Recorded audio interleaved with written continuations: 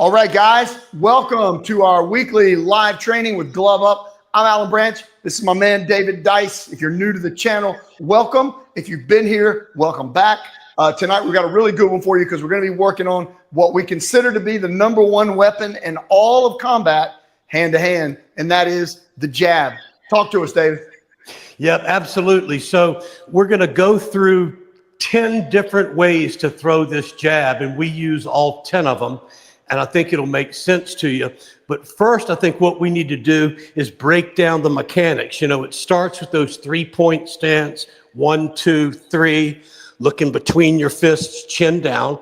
The jab is an elbow movement because when you move your elbow forward, you're using your chest, your shoulders, and your triceps.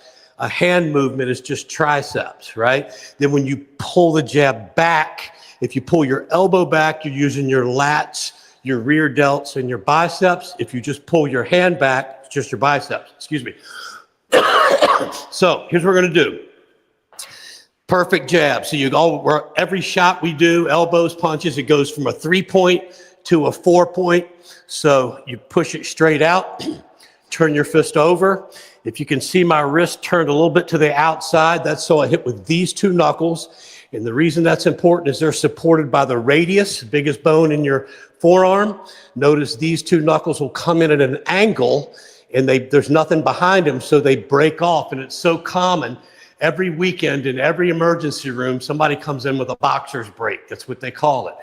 So we turn it over, right at impact. And notice you got the 4 points right at impact. 1, fist is on the target. 2, 3, 4, and you pull the elbow back. So coaches, if you see, or fighters, if you see this hand bouncing, okay, that means they're retracting their hand.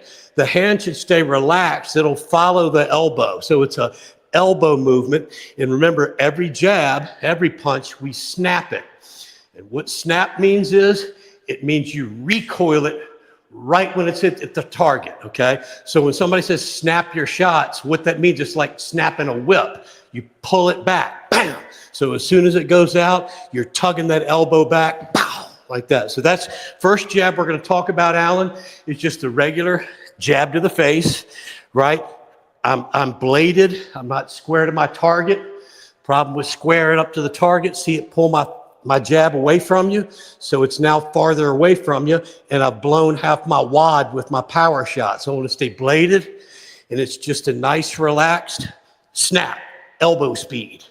Now, guys, Alan, we talk about this all the time about people reacting to your initial move. And so right off the bat, people need to understand your 50-50 weight distribution. You don't get out over that front foot on the jab, okay? And you don't want to move anything except for your weapon. And it's straight in and out like it's being punching in a pipe. And, you know, we talked about this a bunch, Alan. If anybody's listening to this already, if a car is coming at you 100 miles an hour on a straight road, you can't tell if that car is going 100 or 30 miles an hour. It can be going 3 times faster and your eyes can't pick it up. Only when there's an undulation in the road can you tell how fast it's coming. Well, I want you to think about your jab being the same way. You don't want to raise that elbow up. You don't want to clench. Alan, what are some other things you see people do when they jab that's a telltale sign they're punching? Most thing that I see is the forward lean. Yeah. So instead of, if a target's in motion, instead of stepping to the target and coming behind the hand and the feet, they lean the body first. So it's the lean shoulder, the shoulder and the head dips forward. Elbow flicking up, you know, that's a telltale sign, right? Yep. I don't know if the camera can pick this up. I can get a little closer, but if that elbow comes up, you know I'm coming. If I grit my teeth, you know I'm coming. If I lean forward, if I clench real hard, instead of just bang, right down the middle, bang. It's much harder to see coming. We use that speeding car as the analogy. So that's just a regular jab to the head. And later, you know, we'll get into all of the different types in detail at fighterscollege.com, or the link below. And we're going to teach you how to teach every single jab that there is, or the ones that we use. So the second one would be just a level change. So it's just like the jab to the head. It looks exactly the same. You're just coming down and firing it to the chest. Bam. That's obviously to the body. So that's a head jab, body jab. We also go to the body with a stabbing type jab. So you just aim down. It's really quick. Pop. It can do some damage. Notice the shoulder is still protecting the jaw, and you can work that around somebody's body. So I call that a stabbing jab. Then, if you've level changed and fired a jab, then you can stay down and fire an up jab. And that will catch people 9 times out of 10. So if you jab, drop, jab to the body, and jab right up to the head without popping up, it'll catch them and it sets up that second shot. So that's 4 jabs right there. The other one, we're going to step off line. So if Alan were jabbing me, I'd step to the right. And I don't know if you can see the center line in the shot, but I would be firing my jab straight right over the center line as I step to the right. So his jab would clear me, and it would pop him right in the face. So bang, you'd follow it up. There's another one of those. You do it to the body. You step over to the right, you drop a little bit, and catch them to the body with that same jab. So there's 6 different ways to throw it, if my math is right. Then we have an angular jab. So let's say I step to my left a little bit, right hand comes over here. I can turn my body and shoot that jab right between their elbows, and it is a great jab. It's shot up at an angle. Totally different jab, same movement though, same piston elbow speed movement that never changes. Then we have a, you've got the overhand jab. So we can do that same step over, and if you watch Triple G, he throws this real well. He just raises his elbow during the snap, pop, and it goes over top of their guard. So that's an overhand jab. Then we have, which my favorite, is a power jab. Notice, in the position we teach, we're already bladed, so there's no need to pivot on the jab. The only reason people pivot on a jab is to get their shoulder behind it. We start with that shoulder behind it. Now, a power jab, you torque, throw the right hand. Now this is a loaded jab, and you just, as you recoil the right hand, bang, you fire that jab right down the pipe, and that'll drop people. And it's a great combination, a 2-1. So then the last one is, we do it if you're fighting kind of out of like a Philly shell, hiding behind here, you're still going to get the elbow to the target, but it's a little bit more of a back fist, right? But you'll see people move their jab hand all around and pop it backwards like that. You can get a nice sting, but it's never going to drop anybody. The only way to really stagger somebody is when you're jamming that thing straight down the pipe. Does that make sense? Yeah, it does, and I'm impressed. I was pulling up the notes that you sent me, what you were going to cover tonight, and did you seriously pull all of that out of memory? Yeah. Nicely done. Nicely done. So, guys, we covered of all these jabs we just went over, and if you're getting here late, you'll be able to. This video will be here. You can go back and see all the different types of jabs that he just covered. But you have the face, the stab, a body jab, rising, sliding off to the head, sliding off to the body, angular, overhand, power jab, and then the low-high back fist type jab. Like, Larry Holmes would flick it, right? Yep. And it does damage. It'll tear your face up, but there's nothing like that relaxed piston right down the pipe. And then you add a step with it, and that jab can land as hard as a right hand. And if you want, I could demonstrate the 10 different ones we just did on the bag, Alan. Yeah, absolutely. And guys, if you're coming in watching, feel free to ask any questions that you have. I'm monitoring the questions on one side if you have any for Q&A. So each week we come on, we take a little time coaching through a different aspect of boxing or fighting. We cover it in detail. We answer all of your questions, and then hopefully can leave you with some homework to practice as you go into the upcoming week. If you're a fighter and if you're a coach, help you with some curriculum, putting stuff together if you're trying to coach other people. So yeah, David, show us your stuff. Let's see Okay, it then on I'm the going to demonstrate what the coaches should do with their athletes if they want to, because you and I have talked about this a lot. We hear coaches say, you got to snap your punch. You got to snap your punch. And people have no idea what that is. And a lot of coaches don't know how to explain it. And you'll hear it explained a bunch of different kind of ways. But what it is, it's the recoil. The recoil creates the pop. So I'll use Brooklyn in a second to show the coaches the best way to develop her. And you can do it in 30 days. I mean, people can have a wicked jab in a month. So, the first one we went over, can you see me, Alan? Is it Matt in the front? Okay. The first one was just that jab. And notice, one thing is in common on every one of them is the 4 points of contact, punching and covering, because the best fighters in the world miss 2/3 of their shots. So you always have to play for the miss. And that's where you see people get knocked out, is when one hand is dropping, when the other hand is firing. So, the first head jab is here. I'm not going to step. And what I'm trying to do, I'll tell my guys, the bag is like lava. You don't want to push into it. You want to pop it. So that would be the jab to the head, right? Right? Level change, body, right? Then we got a stab and jab. I'm still having the 4 points of contact, stabbing it down. Then we've got a rise and jab. So I stay down and let the hand come up. Those shots are really sneaky. Then we've got step over. So he'd be throwing his jab if he were a regular stop, left side forward. I'm going to step over, pop it to the head, and I'd come back with something. I'm going to step over, pop it to the body. Then we step left. Do the angular, comes right between your hands. Then we can step over, do the overhand. And then we've got, snapping it from here. And then we've got the power jab.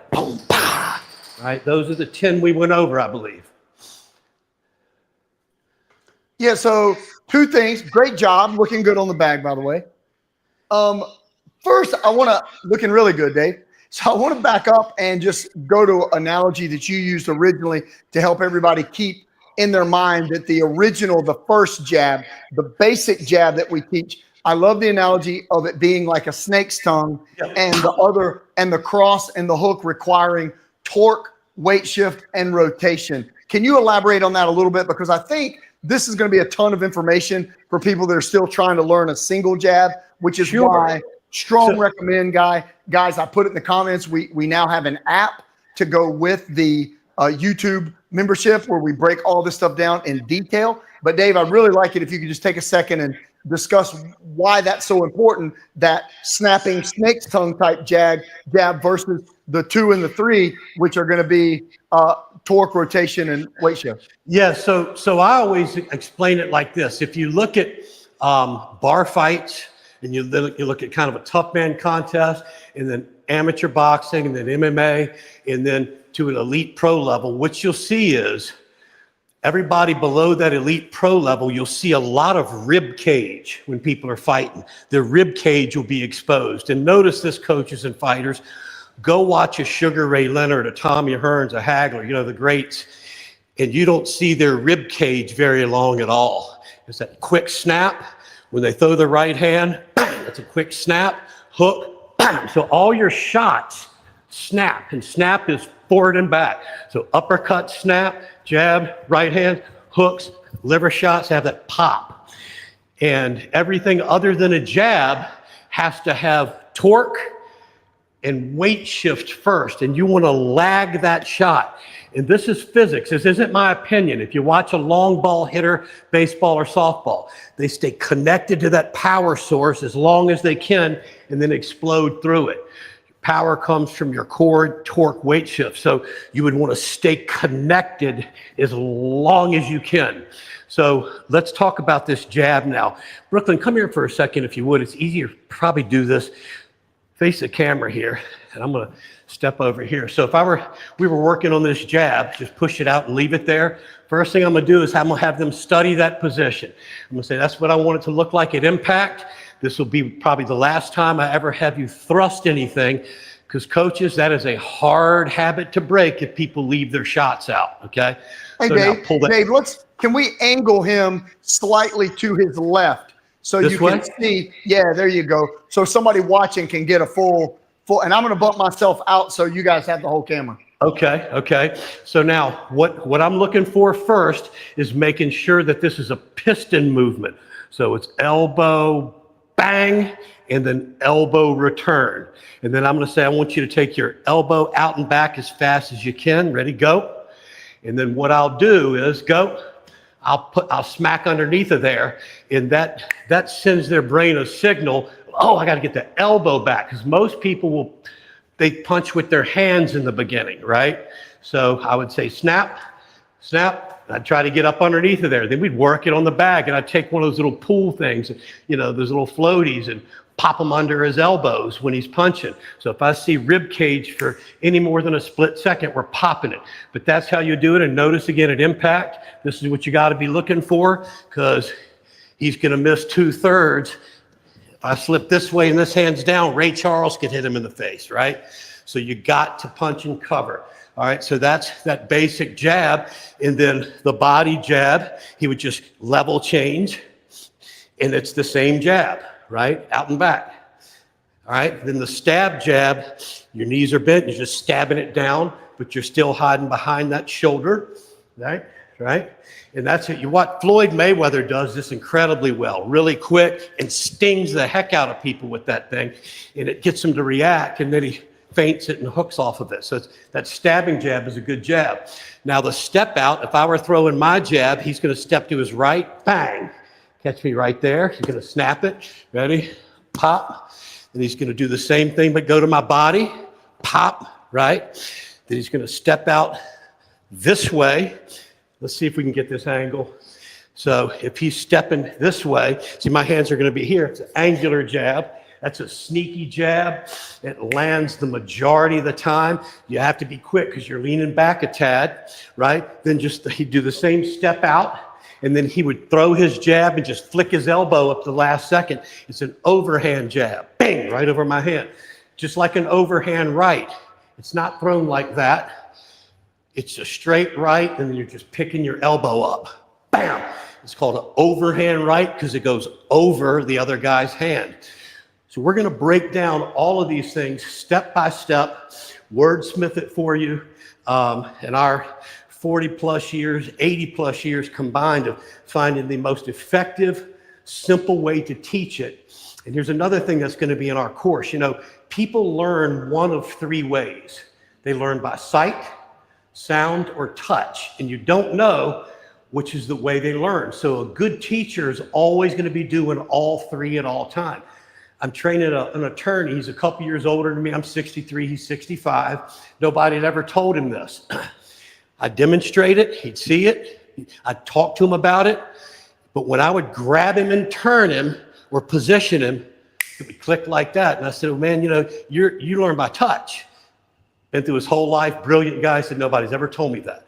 So a great coach has all three of those things in their teaching.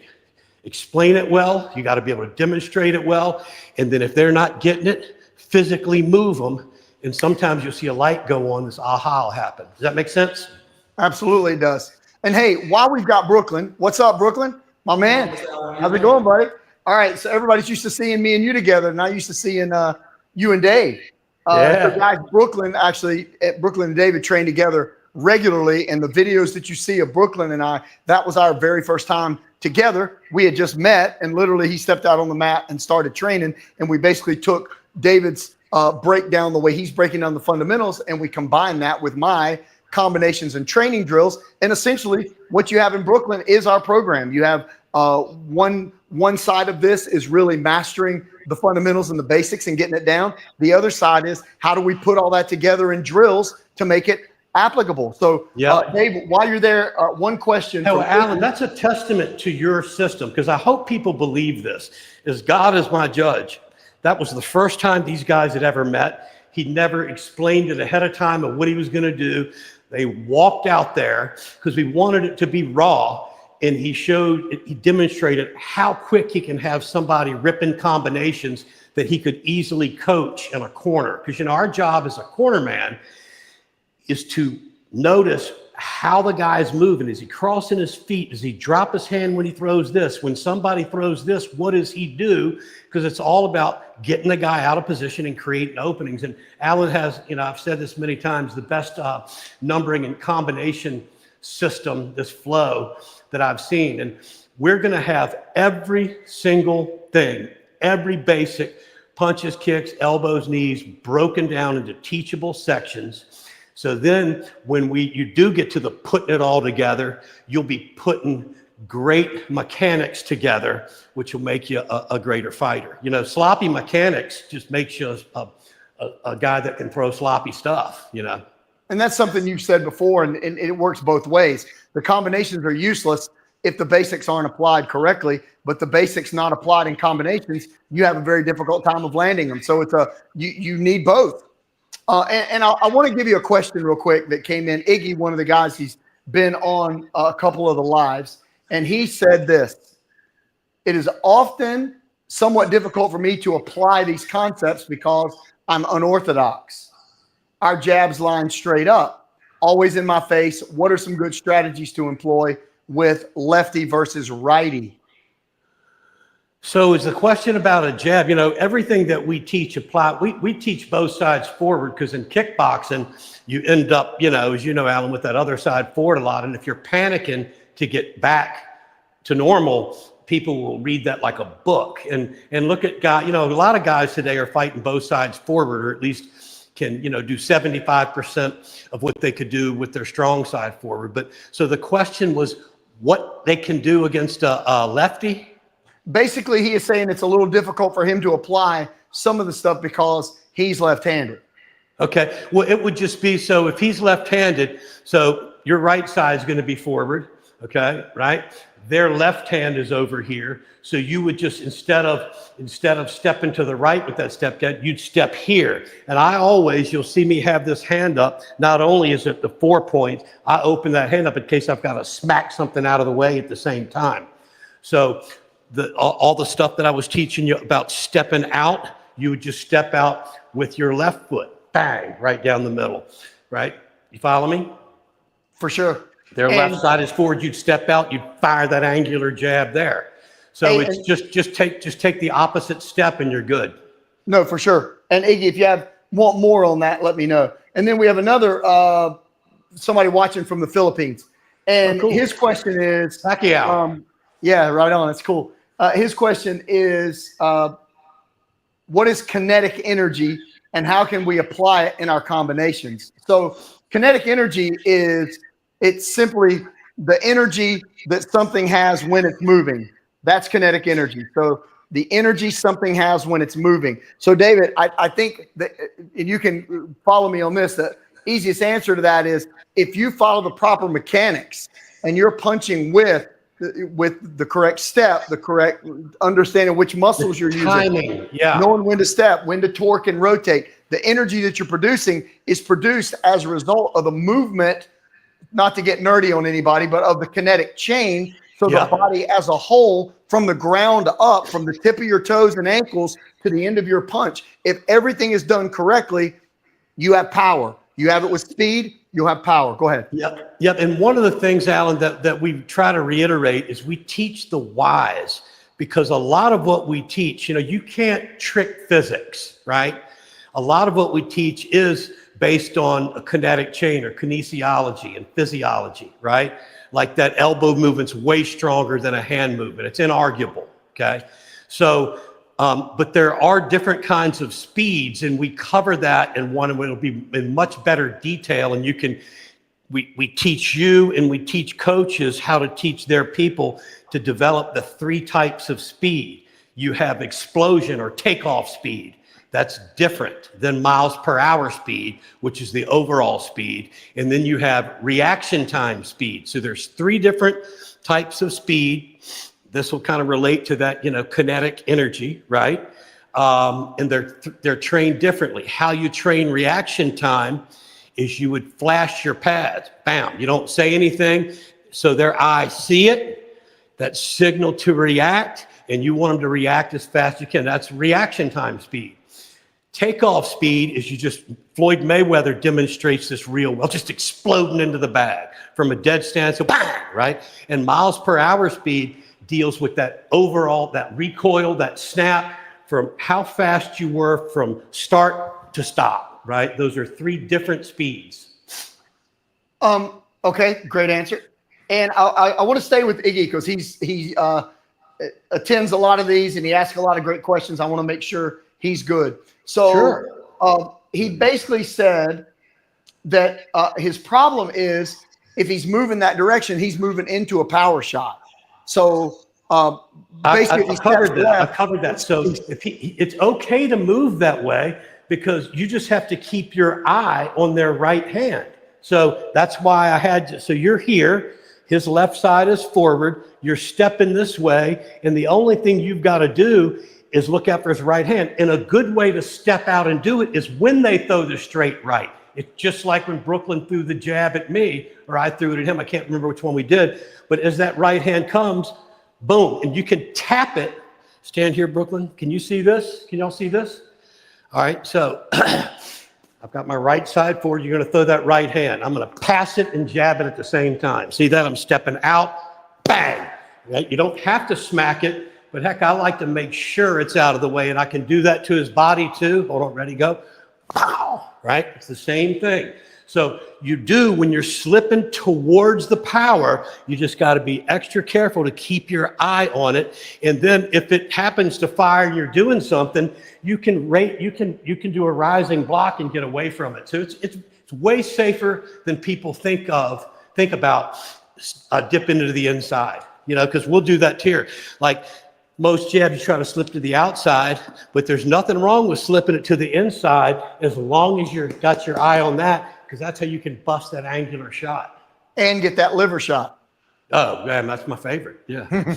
So I think Iggy might be a little, maybe you might be a little too concerned with having to circle away from the power, because if I'm right-hander to right-hander, I'm not going to always circle away from the power shot, just like David explained. You still have to go both ways. You have to. Yeah, you're too predictable. Here's the problem with fighters in all combat.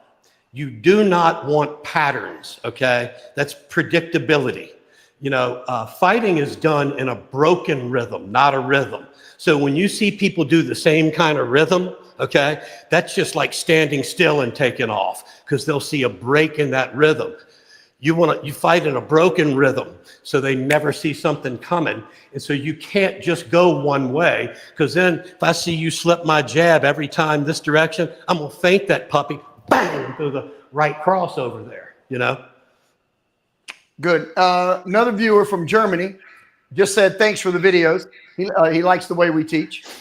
Okay, so you guys that are watching, if you're catching us, we are live right now.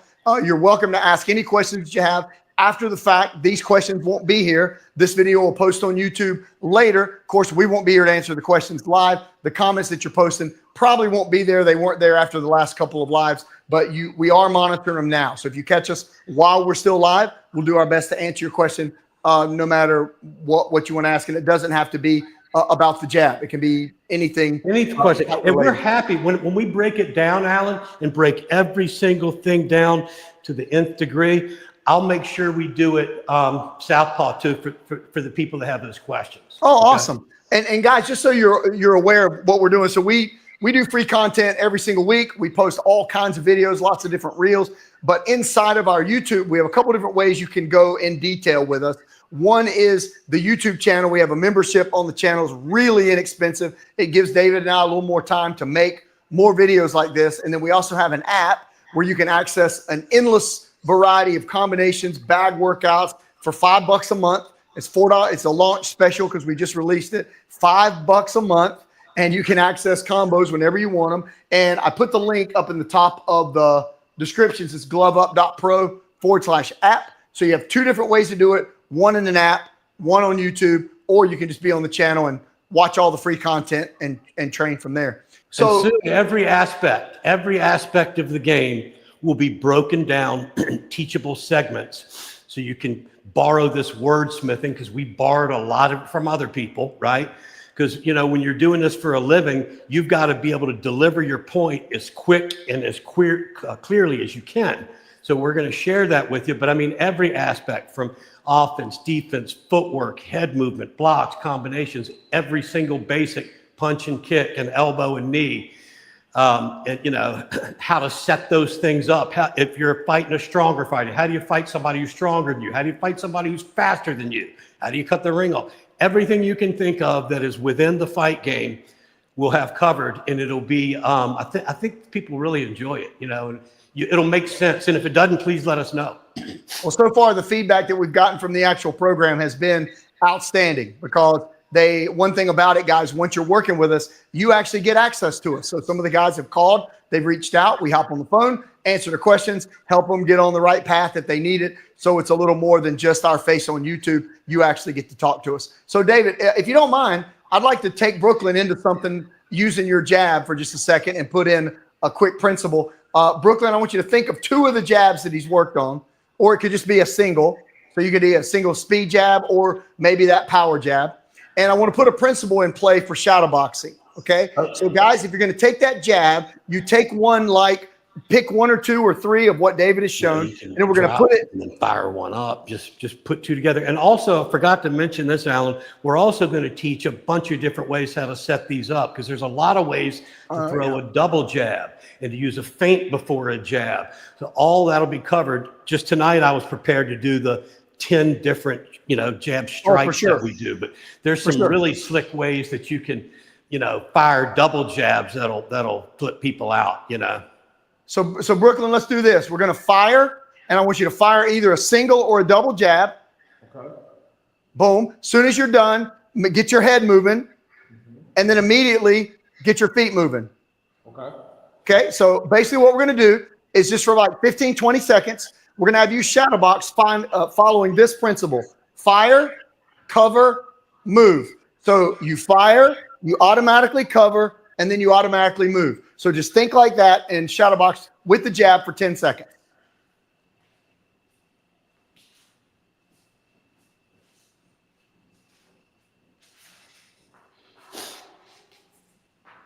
Okay, nice. So you see how active you are. You're always firing, you're always covering, you're always moving. So a very similar rule, we're going to try this. It's very similar, but I want you to think about this. Through the next 10 seconds, at all times, either your hands, your head, or your feet are in motion.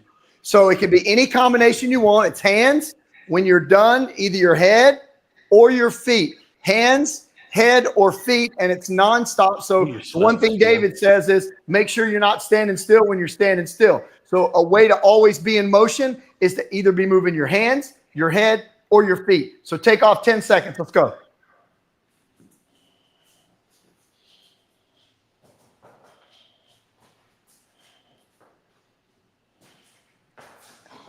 And nice. And David, that's pro level shadow box in there.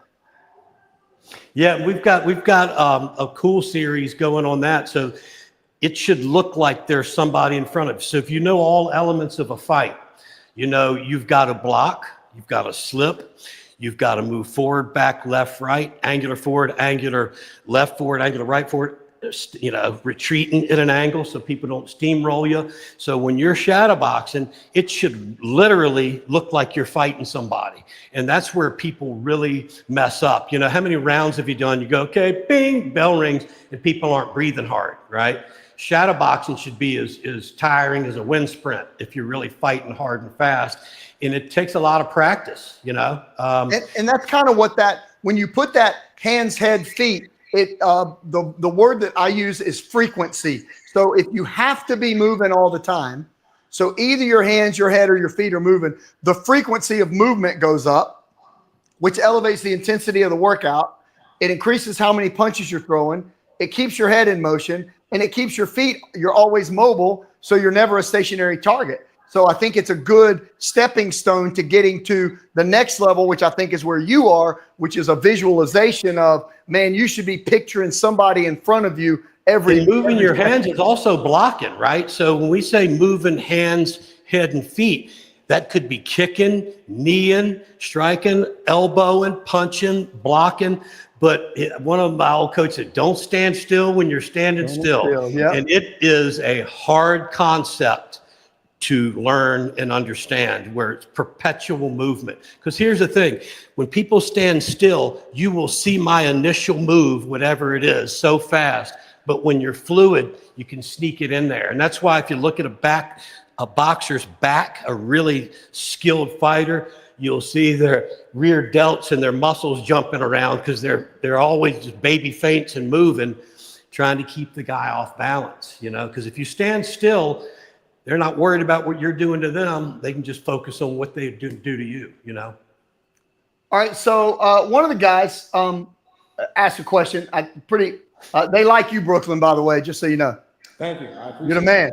All right. So Kirk made a comment that he really loves our video shorts, wants to join the program, but I don't know if I can get the most out of it because I'm practicing alone. So my first comment to that would be, most of what we do in fight training is alone. Shadowboxing, bag work, conditioning, skill development when we're working on the basics. And then when we get in front of somebody, we can put all that into play. So Kurt, I would absolutely do it. It's actually designed from an aspect of, if I'm a fighter, like training, I want to learn, I want an edge, I want to know stuff that other people don't know.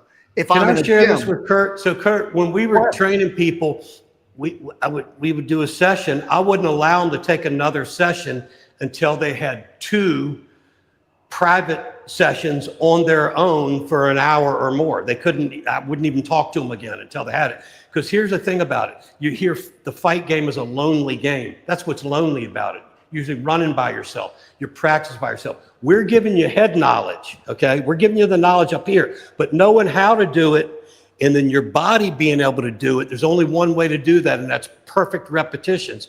And that's why we're designing this. We're designing it for guys like you, so you can take these little bitty pieces, get one thing down like position, and then forward and back. And you can send it to us, and we'll go, this is perfect, make this adjustment, That's what we're all about. We want to make sure before we leave this earth, we're going to leave all this information behind for people that really want to be good, and coaches that really want to teach well can do it. Because Alan and I both did it for over 40 years for a living. That's all we ever did. That's how we fed ourselves, I got to let you answer this one, because I know exactly what you're going to say. As a beginner, should you start the shadow box slow or fast? Slow. So your brain, just so everybody to learn that this has nothing to do with boxing. This has to do with physical techniques. Your body can't learn at full speed. If it doesn't know how to do a technique, whether it's basketball or golf or boxing, you cannot learn it at full speed. You have to do it slow and perfect, and your body will naturally pick up speed through just practicing good repetitions. Rarely do we have to tell people to speed up, but I've probably said slow down 10 billion times, okay? So practice slow, speed's easy to work on. We could just say, you shoot us this video, all right, now let's do that a little faster. It's that simple. All right. Okay, so any of you guys that are on board, if you have another question you want to get in, tonight, David and Brooklyn are going to be shooting some of the detailed curriculum that's going into the program. So we're not going to go an hour and a half tonight like we have been. We wanted to cover the basic jabs, which is enough to keep you busy for a year if you were watching the video, and then take any questions that you have, let David give his feedback, and then we're going to cut them loose to let them start filming. So any other questions you have, guys, for tonight, go ahead and get them in the comments, and we'll get them. Dave, anything you want to add on? Elbow speed is critical, and staying centered. It's human nature to get out over that front foot. It's human nature to drop that rear hand, and people are hoping you do it because they'll slip that way and exploit it, right? So you got to be watching your guys. Make sure you're punching and covering. It's not natural. So when you go through space, it's called proprioception. Your body thinks it's falling. So if you're doing any type of twist and movement and moving forward, that other hand is going to go down, to try to create balance. So it's a really hard habit to create, keeping that other hand up when you're torquing. So when you're doing that jab, stay centered, snake's tongue, elbow speed, right? And people go, well, that won't land very hard. Well, if it's barely hitting their chin, all I have to do is take about a 2-inch step real quick with it. And now I've just punched 2 inches into their chin because it's a piston, right? So it's your feet that make the jab hard, not you trying to make the jab hard. Well, it's also a setup. So if you can touch, I shouldn't really be throwing the right hand if I'm not in a good range to at least touch you with a jab. So what if it isn't hard, but I just get just good enough in range where I know I can catch you, and then I drop the 2 behind it. So the jab doesn't always. That's the problem with new fighters. What happens is, and you just want to make contact with something, is they try to make the punch make the contact. The punch is always the same. Bang, bang. What changes the distance are your feet. That's why Brooklyn, I did 17 different videos just on breaking down the footwork. Because if you don't have good footwork, you can't be a good fighter, period. And those are some crazy good videos. You were looking good in there too, Brooklyn. Thank you. All right, so our guy from Germany was about to ask you a question. He said, well, you just answered it. Telepathy is real. And I got one more. One guy, his name is Your Green Thumb. I recently videotaped myself hitting the bag, and I wasn't as good as I thought. Any suggestions? My cardio's improving, but I was disappointed in my technique. So first of all, if you're in our program, shoot me a message, and here I'll put my cell phone in. Put mine in there too, Alan, and they can shoot us a quick video or two. I mean, I don't mind doing that. And you know, it's hard for us to imagine because there can be a lot of things going on, but it's usually balance, snap, position. But you know, say, hey, here's me hitting the bag. We can give you some quick feedback and just fix those little things. And then, you know, we just keep working forward. It's no different. What's so cool about this stuff, the social media and the video, I mean, we can be your coach, you know, I mean, sure, all the way through, right? And you know what we can do? I'm just throwing this out for you guys that are on the video. If you get in touch with us and you shoot us that video, we can actually come on here like we're doing now with you live, and we can play your video and let everybody see it, and we can critique you, if you don't mind, in front of everybody else, because there's going to be, for every one person that's thinking what you are, there's 1,000 more that don't want to reach out because they're either too embarrassed or they don't want anybody to see them not look perfect. So we'd be glad to do that, critique it, and we can fix it for you live. Sure. So I think we're going to be good there. I know you guys have a lot to do. Hey, if you've been here tonight with us live, thanks for watching. We did want to again cover the jabs, and then we wanted to answer your questions, and then we have a lot to do tonight with the filming. And for everything that they film, I get to edit, so they're keeping me super busy right now. And then I'm here. They're in Virginia. I'm on the coast of North Carolina in Wilmington, and I'm in the process of shooting videos of combinations and training drills to go along with all the thing that David and Brooklyn are shooting. So we're busy putting our stuff out, guys, and we're putting a lot of it on just the channel. It's just there for you.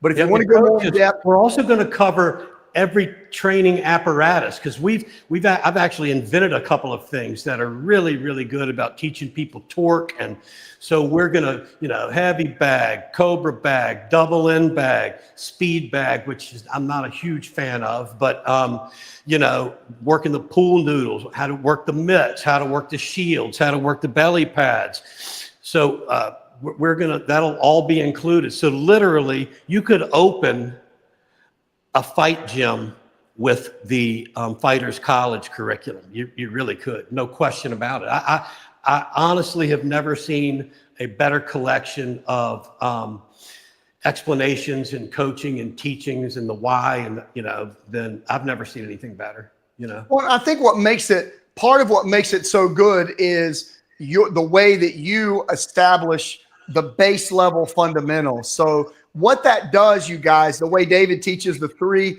and the 4-point stance, without that blueprint, without a foundation, without something to build your fundamentals on, when there's pressure on, when you get into deep water, when you get popped, when you get a little tired and you get into a fight, you're going to crumble. Like, you will fall apart. Everybody can fight when they're fresh or until they've been hit. You've got to have solid fundamentals. And the way David breaks that down, starting with the stance, the 3 and 4-point stance, and Dave, we mentioned this the other night, but my feed is full of knockouts, right? All these guys getting knocked out. I get to see it all the time. I am yet to date to find one knockout where they had not abandoned the 3 or 4 point stance. Every time, hands are here, forearms are vertical, they're horizontal. Right hand, this one up, this, one down, uppercut, leading with the chin. Don't punch, don't roll the shoulder over to protect. So it basically shows you that if you can just maintain the 3 and 4 point stance, you're going to be better than 75% of the people you face just off of your fundamental position. And that's the very first thing that we teach. So yeah, for sure. And next time, what I'd love to do, Alan, is really go into detail on developing power. I can't stand when people say this. Power, people are born with it or without it. That's the biggest crock of bull. Now, there are some people that can be more powerful, but you can teach anybody to hit hard. I've trained thousands and thousands, well over 10,000 people. And I've had little kids, 12-year-old boys that could hit as hard as a grown man from mechanics and speed. No question about it. And they weren't athletes, right? And we're going to share that with you. Now, if somebody's got thick wrists or, they just generate some natural power, but it's not natural. If you show me a guy who has great power, we can analyze why that power is there. Because you can't have crappy mechanics and power. It just, people give that comment all the time. I'm like, man, you just read that somewhere. It's the farthest thing from the truth, I like to say on that in most situations, it's going to be either culture or coaching.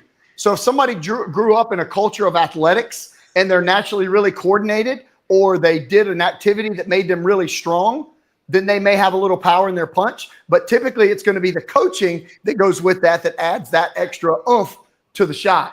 I want to read one comment to you before we jump off. Lots of great things people saying about the channel. This will have to be my favorite one for the day. He said, "Thanks for everything, guys. Really appreciate the teaching methodology and everything you're putting together. You guys are the perfect 1-2 combo." Thank you. Yeah, I like that. Thanks, Will. Appreciate that. So, all right, guys. Well, we're going to jump for now. Make sure you check out the latest videos that we put up on the channel. Watching them helps us out. If you want to go more in depth, we have a couple of options. One, here on the YouTube channel, there's a little join button on the homepage. There's 3 options of how you can access exclusive content that goes more in detail on all of this stuff in a structured fashion. We also have an app. I put the link. I'll put it in the comments again. So there's a link in there. We have a launch special. It's $5 a month, $4.99 to access the inside of all of this material in a course format. And you have the option of working with us one-on-one. You go to fighterscollege.com and you can apply for that. So other than that, we're just glad you're on the channel. Keep watching the free content. Keep learning as much as you can. Ask as many questions as you can. Any last things, David, before you guys get to work? Keep those elbows in, chin down, hands up. And thank God every day that you have the strength to go one more round. Guys, we'll see you next time.